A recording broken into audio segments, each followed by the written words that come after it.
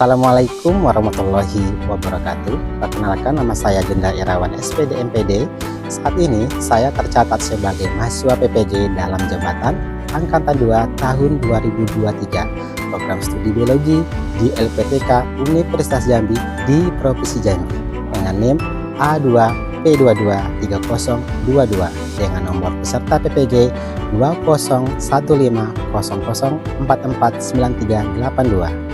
Hari ini, Senin tanggal 4 Desember 2023, saya melaksanakan praktik pembelajaran dalam rangka penilaian uji kinerja di unit kerja tempat saya bekerja SMA Negeri 6 Tanjung Jabung Timur. Selamat menyaksikan.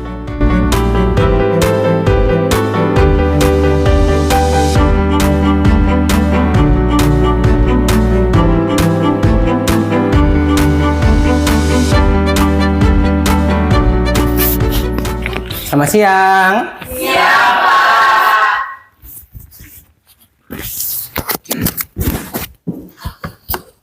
Assalamualaikum warahmatullahi wabarakatuh. Waalaikumsalam warahmatullahi wabarakatuh. Oke, sebelum kita mulai pelajaran kita hari ini, ada baiknya kita berdoa dulu. Untuk ketua kelas, silakan dipimpin doanya. Perhatian, sudah siap, gerak. Sebelum kita mulai pelajaran, marilah kita berdoa. Berdoa, mulai. Bismillahirrahmanirrahim. Rabbi zidni ilman warzuqni fahman. Rabbi ishrah li sadri wa yassir li amri wahlul 'uqdatam min lisani yafqahu qawli. Walhamdulillahi Rabbil Alamin. Beri salam kepada Bapak Guru kita. Assalamualaikum warahmatullahi wabarakatuh. Waalaikumsalam warahmatullahi wabarakatuh. Oke, semua sudah siap untuk melakukan pembelajaran hari ini? Siap. Oke, kalau sudah siap, Bapak harap untuk yang di kelas ini, kelas 12 MIPA 2, semuanya dalam keadaan sehat walafiat. Oke, sebelum Bapak mulai pelajaran kita hari ini, yang tidak masuk siapa? Hadir semua ya? Oke, hadir semua.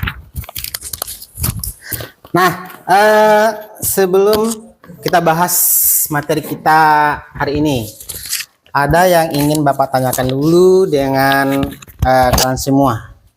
Kira-kira materi kita minggu lalu apa? Siapa? Ya, silakan, Cak. Untuk materi minggu lalu itu tentang hereditas. Tentang hereditas. Oke. Apalagi kira-kira? Ya, silakan, Risman. Tentang autosom dan gonosom. Autosom dan gonosom. Kira-kira dari materi kita tadi tentang hereditas, autosom, gonosom, ada yang tahu nggak contoh dari kelainan penyakit dari autosom itu sendiri apa? Ada yang tahu? Saya, Pak. Ya, oke, Erni. Pola daktili. Pola daktili. Ada lagi? Ya. Apa? Thalassemia. Oke, ya. Hemofilia. Hemofilia. Kalau hemofilia itu kelainan yang terbaut apa kira-kira, yang tahu? Saya, Pak. Ya, Hamdani. Gonosom. Gonosom. Oke. Jadi yang kita bahas hari ini tentang namanya bagaimana sih penyakit atau kelainan yang disebabkan oleh gonosom. Oke, sebelum kita lanjut materi kita, Bapak akan menampilkan video. Silakan disimak ya. Ini video tentang kelainan genetik atau yang diwariskan. Silakan ditonton. Buta warna yang saya sandang memberikan banyak warna dalam kehidupan saya. Buta warna saya parsial. Jadi saya masih bisa membedakan warna-warna yang cerah ya. Saya mengenal buta warna itu ketika saya lulus SMA ya. Semua berawal ketika saya ingin melanjutkan kuliah. Waktu itu saya bercita-cita pengen jadi dokter. Dan ketika saya menyadari bahwa ternyata saya buta warna, saya blank waktu itu, nggak bisa berpikir apa-apa. Buta warna itu tergantung dari dia diturunkan atau faktor genetik keturunan. Jadi kalau di video ini, kalau buta warna itu dia ada faktor genetik yang diwariskan dari orang tuanya. Ini dari video yang pertama ini. Seandainya 1% ya dari anak-anak Indonesia yang kebetulan tidak tahu buta warna dan kebetulan dia ternyata penyandang buta warna, rugi besar sebenarnya ya bangsa ini. Karena potensi mereka yang seharusnya dari kecil bisa diarahkan harus terbengkalai. Dalam bawah sadar mereka akhirnya memacu mereka untuk kreatif. Jakarta Pusat.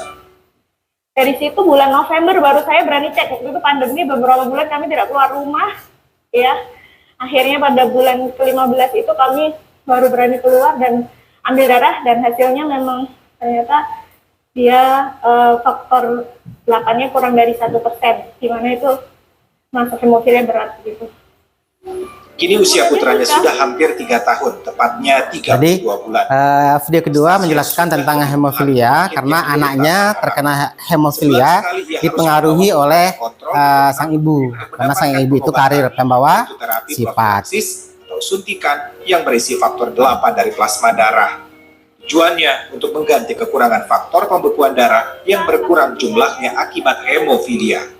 Nastasya juga mengaku dirinya ternyata adalah genetik karier atau pembawa faktor genetik hemofilia yang diwariskan almarhum ayahnya yang meninggal karena hemofilia. Untuk saya, iya memang ada. Jadi saya pembawa atau carrier genetik hemofilia dari keluarga ayah saya. Jadi diturunkan dari nenek ke ayah saya, ke bapak saya, terus ke saya, ke anak laki-laki saya. Jadi saya tidak kena hemofilia, tapi saya hanya sebagai carrier saja, pembawa genetik, begitu. Oke ya, jadi dari kedua video tadi yang ditampilkan, kita bisa mengetahui bahwa yang pertama untuk kelainan genetik itu ada yang namanya buta warna yang dipengaruhi oleh gonosom, kemudian ada hemofilia. Kalau di kasus video tadi dapat kita lihat, kita perhatikan bahwa anaknya itu terkena hemofilia dipengaruhi ada diturunkan oleh sang ibu, tapi ibu tidak hemofilia, tapi dia pembawa sifat, ya, pembawa sifat genetik sehingga diteruskan ke anaknya. Oke ya. Nah, kira-kira dari video yang kita amati dari yang terakhir tadi, ada yang tahu nggak hemofilia itu apa? Ya oke, Marsha silakan. Hemofilia itu adalah kesulitan darah membeku. Kesulitan darah membeku karena dipengaruhi oleh namanya protein sehingga darah itu sukar untuk membeku, maka dikatakan sebagai hemofilia. Oke, selanjutnya adapun untuk tujuan pembelajaran kita pada hari ini. Oke, yang pertama melalui diskusi kelompok peserta didik mampu menganalisis penurunan sifat hemofilia dan buta warna dalam bentuk pedigree. Pedigree itu peta silsilah. Oke. Yang kedua, melalui diskusi kelompok peserta didik mampu membuat diagram perkawinan tentang penurunan sifat hemofilia dan buta warna. Kemudian yang ketiga, melalui diskusi kelompok, peserta didik mampu menyajikan data hasil laporan diskusi kelompok melalui studi kasus tentang sifat hemofilia dan buta warna. Dan ini nanti akan kita bahas semuanya yang ada dan akan kita diskusikan. Oke, sebelum kita lanjut materi kita, Bapak kirim dulu linknya. Silakan kita melakukan pretest. Silakan buka handphonenya dan linknya sudah Bapak kirimkan melalui WA Group. Silakan buka. Silakan dibuka. Silakan dibuka semuanya. Oke, sudah selesai? Sudah selesai? Sudah. Yang lain bagaimana? Oke, kalau sudah selesai untuk pretesnya, kita mulai pelajaran kita hari ini. Bapak punya, untuk mengawali pelajaran kita hari ini, Bapak punya sebuah video lagi ya. Silakan dilihat dan disimak.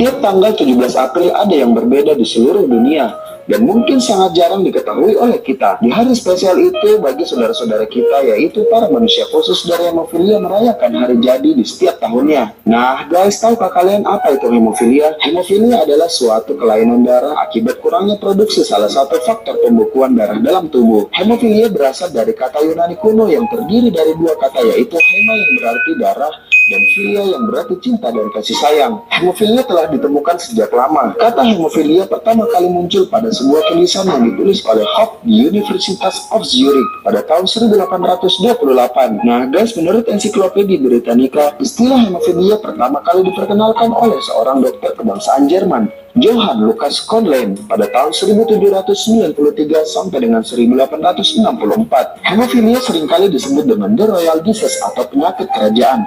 Nah, disinilah awal penemuannya berasal, yaitu dari Ratu Inggris, Ratu Victoria, pada tahun 1837 sampai 1901. Dia adalah seorang pembawa sifat atau bahasa kedokteran carrier hemofilia. Anak yang ke-8 Leopold adalah seorang hemofilia dan sering mengalami perdarahan. Keadaan ini diberitakan pada British Medical Journal pada tahun 1868. Leopold meninggal dunia akibat perdarahan di otak pada saat ia berumur 31 tahun. Salah seorang anak perempuannya, Alice, ternyata adalah carrier hemofilia, dan anak laki-laki dari Alice, Vince Contrematon, juga meninggal akibat perdarahan otak pada tahun 1928. Dua dari anak perempuan Ratu Victoria, Alice dan Beatrice, adalah carrier hemofilia. Mereka menurunkan penyakit hemofilia kepada keluarganya di Spanyol, Jerman, dan keluarga kerajaan di Rusia.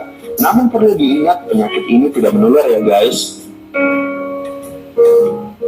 Para ahli terus mencari penyebab timbulnya hemofilia pada abad ke-20, hingga mereka percaya bahwa pembuluh darah dari penderita hemofilia mudah pecah. Kemudian pada tahun 1937, dua orang dokter dari Harvard, Patrick dan Tyler, menemukan pemecahan masalah pada pembekuan darah, yaitu dengan menambahkan suatu zat yang diambil dari plasma dalam darah. Zat tersebut disebut dengan anti-hemophilic globulin. Pada tahun 1944, Pavlovsky, seorang dokter darah biologis, hemofilia itu suatu uji coba laboratorium sudah bisa ditangani dengan melakukan transplantasi plasma darah. Kemudian pada tahun 1960-an, plasma segar atau disebut cryoprecipitat ditemukan oleh Dr. Judith Paul. Nah guys, disinilah awal mula pengobatan hemofilia berjalan, sekaligus titik terang harapan hidup lebih normal terhadap penderita hemofilia. Untuk pertama kalinya, faktor 8 dapat dimasukkan pada penderita yang kekurangan pembekuan darah untuk menanggulangi pendarahan yang serius, bahkan memungkinkan melakukan operasi pada penderita hemofilia. Tahukah kalian, sekitar awal 1970-an ditemukan intisari yang berisi faktor 8 dan faktor 9 yang dikemas dalam bentuk bubuk kering dan membeku,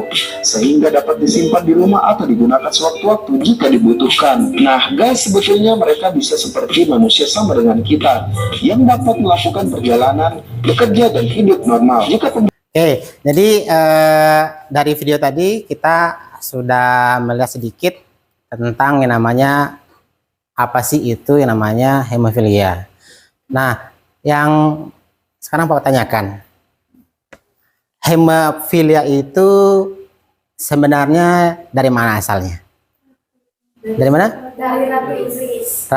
Dari Ratu Inggris. Ya, jadi Ratu Inggris inilah yang mewariskan ke keturunannya, karena di Ratu Inggris itu sendiri dia terdapat gen pembawa sifat hemofilia sehingga diteruskan ke keturunannya. Dan hemofilia ini sendiri tadi sedikit kita lihat di video sudah bisa ditangani atau diobati melalui yang namanya transplantasi plasma darah. Kemudian hemofilia ini sendiri bukan penyakit yang bisa menular, tapi bisa diturunkan ke keturunannya atau anak cucunya. Oke, paham ya? Nah, sekarang silakan duduk pada kelompok sesuai yang sudah dibagikan tadi. Silakan.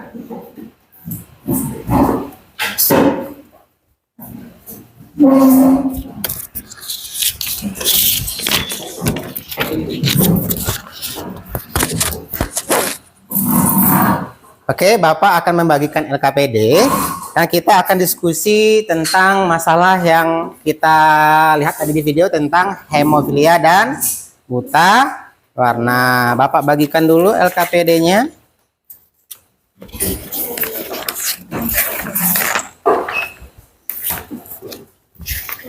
Oke. Silakan ditulis nama kelompoknya, kelompok 1, 2, dan 3. Tulis nama anggotanya. Oke. Nah, nanti di sini kita akan membahas atau akan mendiskusikan tentang beberapa kasus. Ada berapa kasus? Tolong dibuka dulu LKPD-nya. 2 kasus, Pak. 2 kasus. Ya. Kasus apa saja di situ? Ada buta warna, kemudian ada sifat hemofili. Dan nanti kita akan mendiskusikan 2 kasus tersebut sesuai dengan apa yang kalian sukai di situ kasusnya. Boleh hemofilia, boleh buta warna. Dan di situ nanti kita membuat yang namanya pedigree atau peta silsilah. Oke, paham ya? Oke, silakan dikerjakan untuk LKPD-nya. Kalau ada yang kurang jelas, silakan ditanyakan.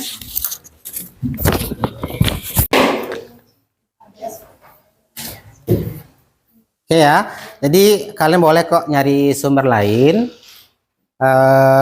Boleh juga dicari di Google kalau memang masih kurang jelas. Silakan dikerjakan dulu lagi.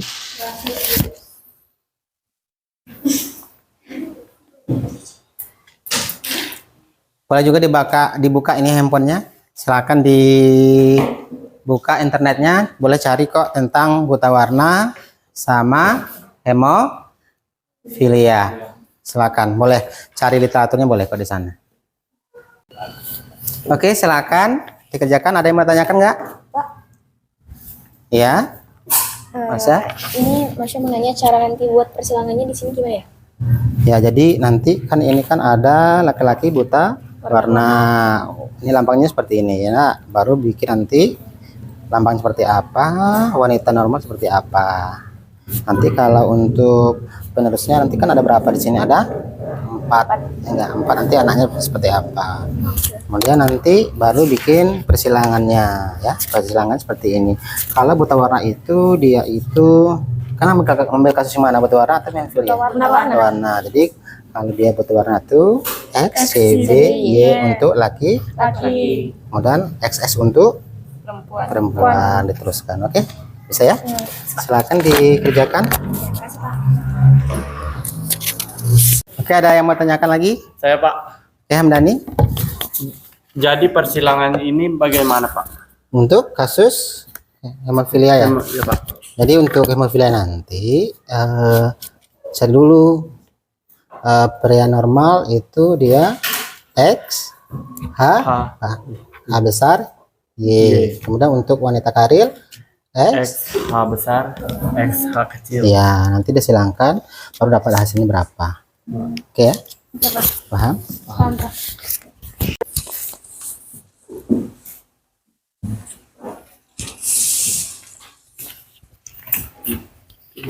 Oke, kasusnya apa? Buta warna, Pak. Cari ya.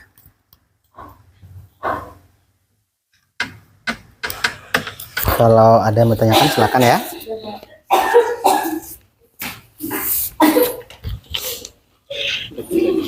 Udah? Ya, ini apa nih? Laki-laki normal, ini wanita perempuan karir. Dia pembawa sifat. Ini sama ya.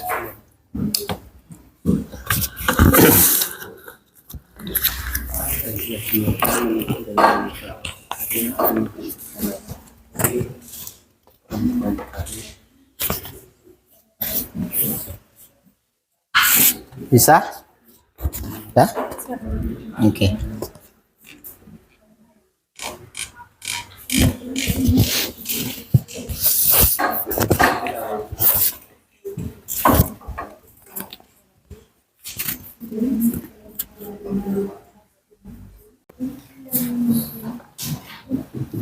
Oke, sudah selesai?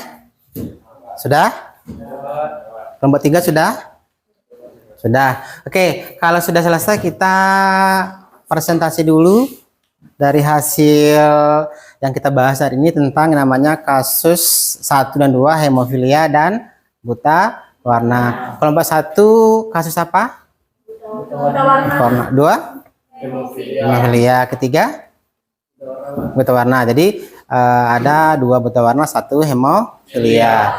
Jadi kita presentasikan dulu hasil dari pembahasan kita. Kelompok mana yang duluan? Kelompok mana yang duluan? Oke, kelompok 1 silakan.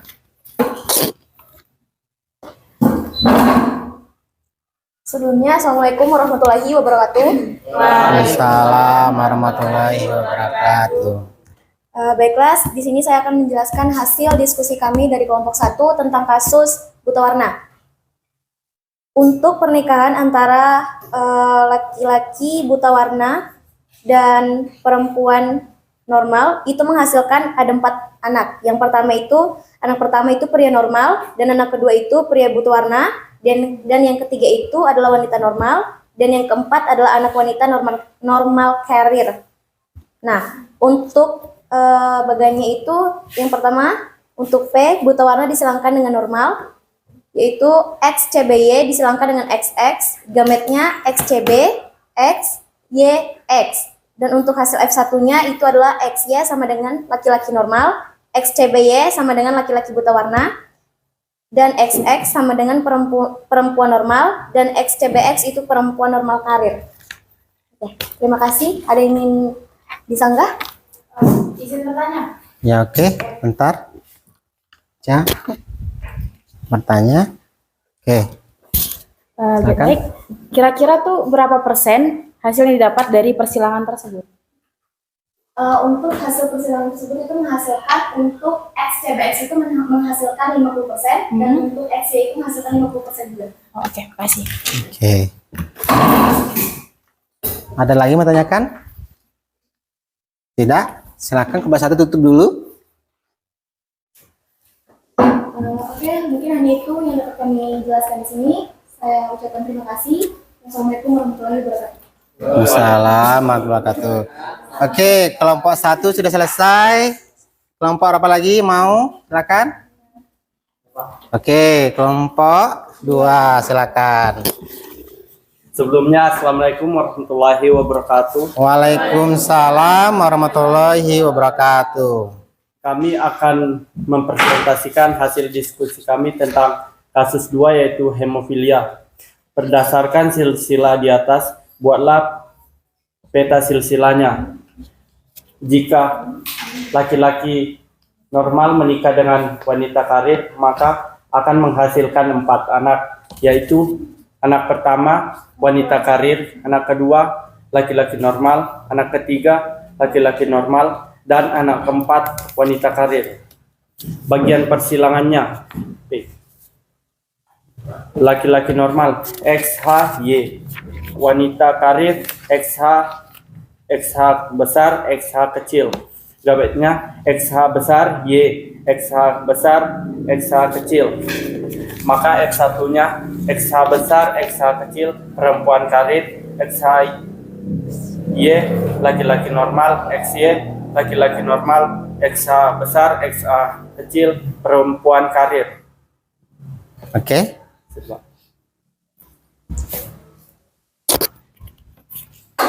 Silakan duduk. Oke ya.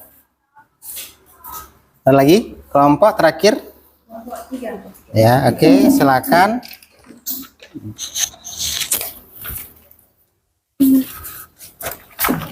Buat 3.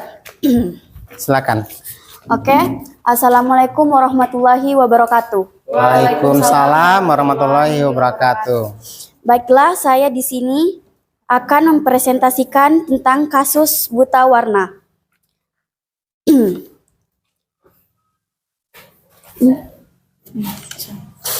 Berdasarkan silsilah di atas, buatlah pedigree atau peta silsilah keluarganya. Persilangan antara laki-laki buta warna dengan perempuan normal menghasilkan anak yang pertama laki-laki normal dan laki-laki buta warna dan perempuan normal dan perempuan karir buta warna. Yang kedua, buatlah bagan persilangannya. Persilangan buta warna laki-laki buta warna XCB-Y disilangkan perempuan normal XX. Gametnya XCB XYX. Frekuensinya XY laki-laki normal, XCBY laki-laki buta warna, XX perempuan normal, XCBX perempuan normal karir. Baiklah, itu tadi hasil presentasi dari kelompok kami. Apa ada yang ingin disanggah? Ada? Tidak, oke. Oke. Itulah hasil presentasi dari kelompok kami. Saya akhiri. Wassalamualaikum warahmatullahi wabarakatuh. Waalaikumsalam warahmatullahi wabarakatuh. Oke, jadi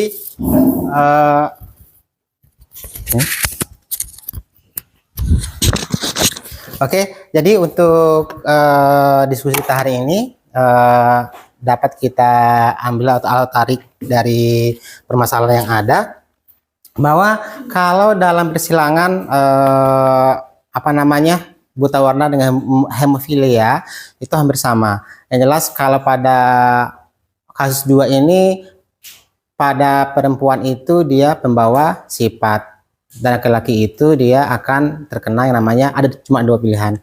Yang pertama, kalau nggak buta warna ya hemofilia atau normal.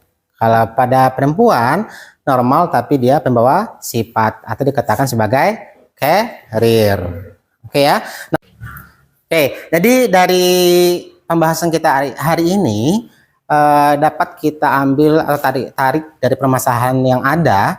Kalau yang namanya, contohnya tadi kita ada tentang hemofilia. Ini kita coba silangkan.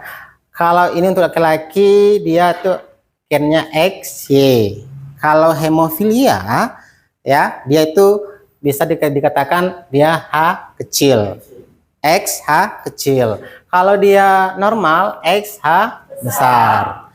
Ya, kalau pada perempuan carrier yaitu XH besar. Maaf ya, yang ini XY. Kalau ini XX untuk perempuan. Kalau dia carrier berarti XH besar, XH kecil. Yang kasus yang pertama tadi pada hemofilia, dia kasusnya laki-laki normal menikah sama perempuan carrier. Maka di sini XH besar, sini XH kecil. Kalau kita ambil persilangan, ini disilangkan dengan yang ini normal. Berarti XH besar, XH besar. Kemudian ini disilangkan dengan ini XH besar, Y. Berarti laki-laki normal. Kemudian yang di sini XH besar, XH kecil. Berarti wanita carrier. Yang terakhir ada XH kecil, Y. Berarti laki-laki hemofilia gitu. Begitu juga kasusnya untuk yang buta warna. Kalau buta warna berarti XCBY. Itu untuk laki-laki yang buta warna. Kalau disilangkan dengan yang normal berarti XX. Maka anaknya nanti kalau buta warna, kalau dia laki-laki XCBY. Kalau perempuan yang carrier bagaimana? XCBX. Paham ya di situ ya. Jadi inilah untuk dari namanya penguatan untuk kita semua tentang masalah yang kita temuin tadi. Paham ya sampai di situ?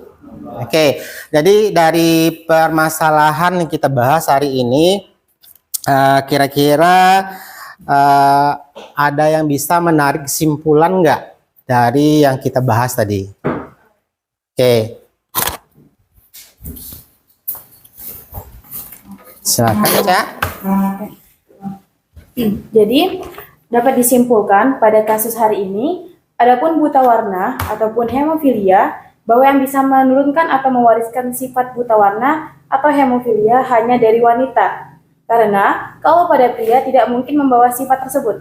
Karena pada laki-laki hanya bisa terjadi buta warna, hemofilia atau normal.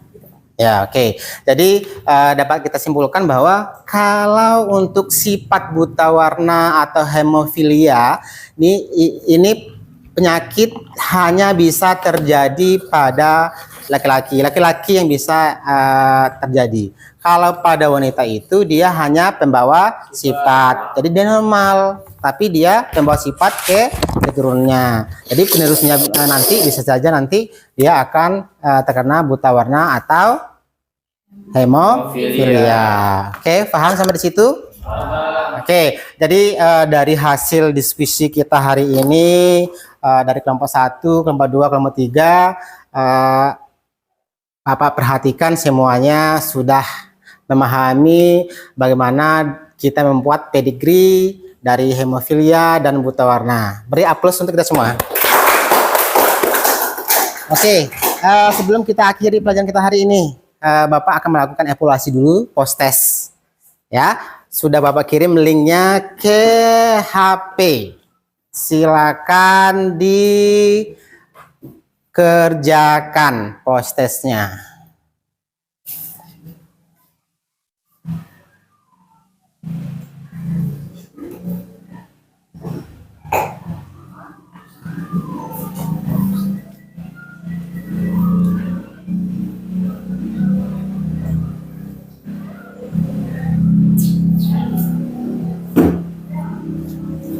Bisa Faza? Bisa Pak. Bisa, oke.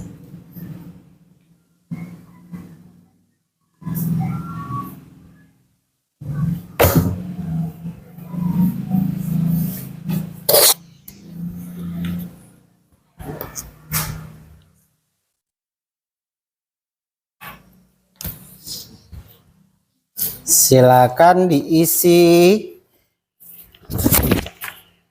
Jangan sampai salah ya.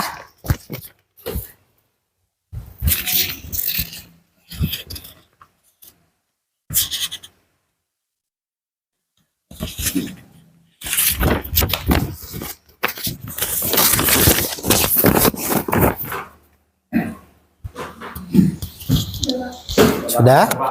Oke. Bisa dilihat skornya di sana? Bisa. Oke. Ada masih mengerjakan? Sudah semua? Sudah. Oke, demikianlah pembelajaran kita hari ini. Sebelum kita akhiri, ada baiknya kita mengucapkan alhamdulillah. Jadi semoga pelajaran kita hari ini, yang kita bahas hari ini, semuanya bisa menerima dengan baik, kemudian tidak lupa. Dan ingat, nanti di rumah silakan dibaca lagi tentang pembelajaran yang akan kita bahas minggu depan tentang evolusi. Oke, sekian dari Bapak akhiri. Wassalamualaikum warahmatullahi wabarakatuh. Waalaikumsalam warahmatullahi wabarakatuh. Oke, selamat siang, boleh istirahat.